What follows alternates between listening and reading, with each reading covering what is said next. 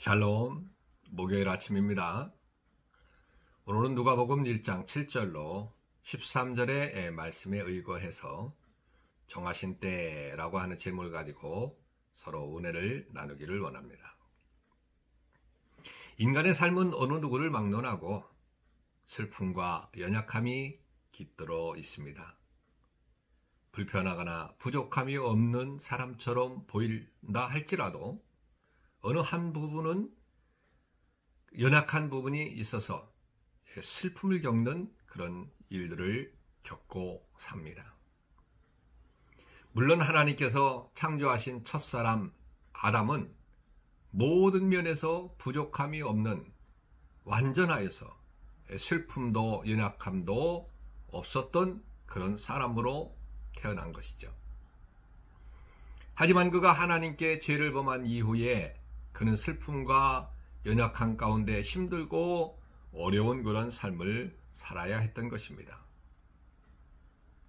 그리고 그 이후에 그의 씨를 통해서 태어나는 모든 그런 후손들 역시 태생적으로 슬픔 가운데 태어나게 되었습니다. 하지만 이것을 부정적으로만 볼 것은 절대적으로 아닙니다. 슬픔과 연약함이 있기에 하나님의 은혜를 사모하게 되는 것이고 그 은혜 가운데 참된 만족과 기쁨을 누리게 되는 것이지요. 여러분, 슬픔과 연약한 가운데 있습니까? 이러할 때일수록 원망할 것이 아니라 기쁨과 만족을 주시는 하나님께 가까이 나아가시기를 바랍니다.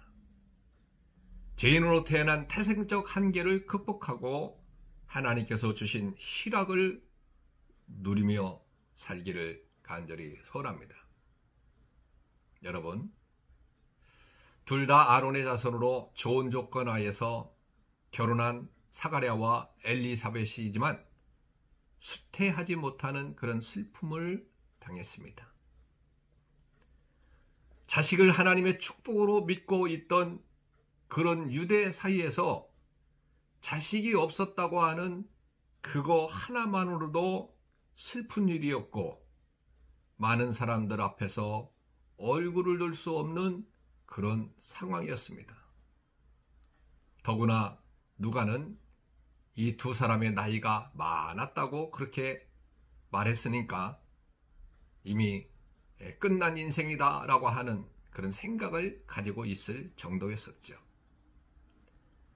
자식을 낳을 수 있는 어떤 길도 없는 절망적인 그런 상황이었음을 소개하는 그런 내용이 아니겠습니까? 하지만 여러분, 어두울 때 빛이 밝게 드러나는 것처럼 하나님은 슬픈 가정에서 아들을 주심으로 말미암아 큰 기쁨을 얻게 되었습니다. 더구나 그 아들이 오실 메시아를 예비하는 그런 예비하는 자가 되었다고 하니까 그것보다 더 큰 영광이 어디 있겠습니까? 나이 많은 두 부부가 30살 가까이 되어서 활동한 세례 요한의 활동 모습을 보았는지는 잘 모르겠지만 그러나 부모에게는 큰 영광이 되었을 것은 자명한 사실입니다. 이제 이들 부부에게 하나님의 은혜가 임한 기적의 장면을 우리가 한번 살펴보면서 더 큰 은혜가 임하는 귀한 시간 되기를 소원합니다.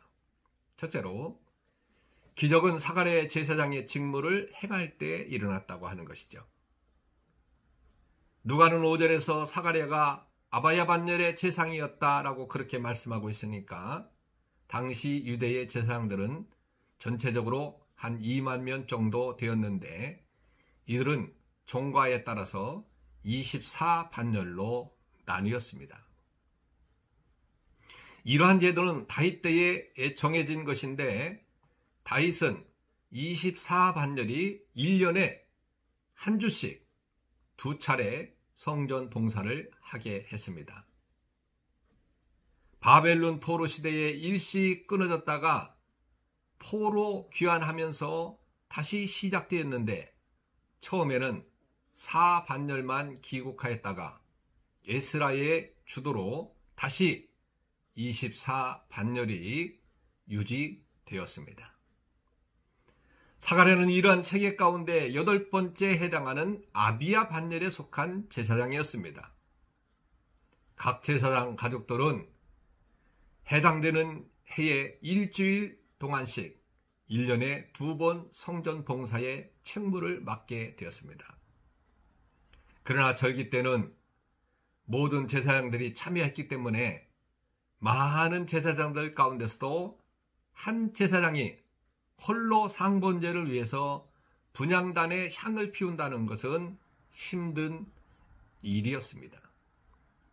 그 일은 제비뽑기로 결정하였는데 일생에 그 기회가 한 번 주어지는 것조차 큰 행운으로 여겨질 정도였다고 합니다.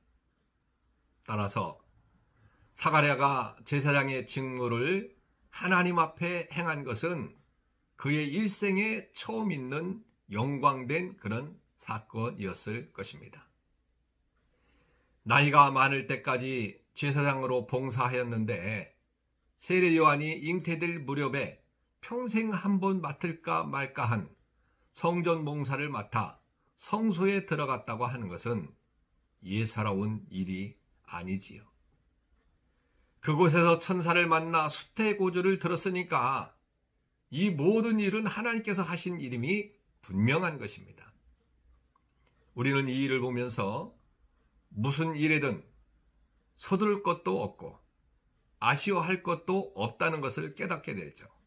하나님께서 가장 적당하고 좋은 때에 일을 이루신다는 것을 믿기만 하면 될 것입니다. 그래서 여러분들의 삶 가운데서도 힘들고 그런 어려운 일들과 그리고 기도가 오랫동안 응답되지 않아서 낙심되어져 가고 있는 일이 있다고 한다면 여러분들이 조금 더 인내하시면 하나님께서 제일로 적절한 때 여러분들의 모든 기도를 들어주실 줄로 믿습니다. 그리고 두 번째로 사가랴는 성소에서 천사를 보았습니다. 사가랴는 평생 처음으로 혼자 성소에 들어가 분향하는 일을 맡았을 때 감격하면서 감사했을 것입니다. 그런데 사가랴는 감격 가운데 그 직무를 행할 때 갑자기 주의 사자가 나타나서 향단 우편에 선 것을 보았습니다. 향단 우편에 선다는 것은 성소 왼쪽에 떡상 그리고 오른쪽에 등대 정면에 분향단이 있는 구조로 볼 때 천사가 분향단과 떡상 사이에 섰다는 것을 의미하는 것이죠. 사가랴는 갑자기 나타난 하나님의 사자를 보자 마음의 평정심을 잃고 놀라워하면서 무서워하였습니다. 이것은 그만의 모습이 아니라 대체적으로 하나님의 사자를 만난 많은 사람들에게서 보이는 그런 현상이었습니다. 이때 천사는 무서워 말라 하면서 너희 간구를 들은지라 말씀했습니다. 하나님께서 사가랴가 평상시에 기도한 것을 들으신 것이고 그 응답으로서 그의 아내 엘리사벳을 통해서 아들을 낳게 할 것이라고 말씀한 것이죠. 여러분, 주님께서는 기도하는 자들의 간구에 응답해 주시는 분이시며 그들의 구원이 되시는 참 좋으신 분이십니다. 또한 하나님은 결심하고 기도한 첫날부터 그 말을 들으시는 살아계신 하나님이십니다. 그러니 기도할 때 의심을 품지 말고 믿음으로 기도하시기를 바랍니다. 지체되더라도 하나님께서 가장 좋은 때에 응답할 것이라고 믿고 인내하시면서 기도하시길 바랍니다. 특히 여러분들의 그 의인의 간구는 역사하시는 힘이 크다는 야고보서 5장 6절의 말씀을 기억하시길 바랍니다. 그래서 이 아침에 작정하고 기도하는 것은 참으로 복된 일입니다.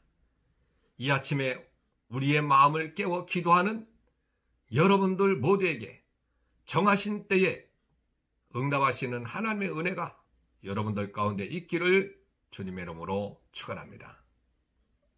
우리가 오늘 기도할 제목은 첫째로 날마다 기도에 게으르지 말고 열심을 다해서 기도하는 사람 될 수 있도록 해달라고 기도하시고, 두 번째로 항상 하나님의 정한 때를 기다리며 인내하는 자가 될 수 있도록 해달라고 기도하시고, 세 번째로 오늘도 코로나19를 위해서 기도하고 특히 의료진으로 봉사하는 그런 사람들에게 건강을 달라고 기도하시는 이 아침 되시길 바랍니다. 오늘도 주 안에서 평강이 넘치시기를 주님의 이름으로 축원합니다. 샬롬.